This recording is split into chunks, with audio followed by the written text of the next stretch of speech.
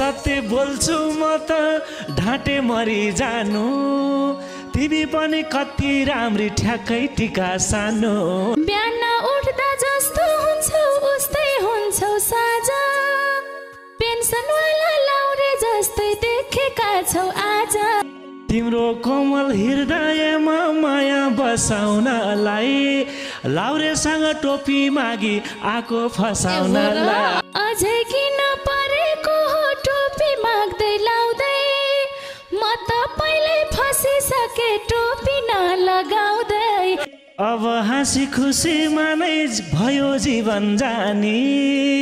थाहै नपाई फस्या छ नि यो दङ्गाली नानी तिमीले मलाई छोड्ने हौ कि सम्झेरी उड्छ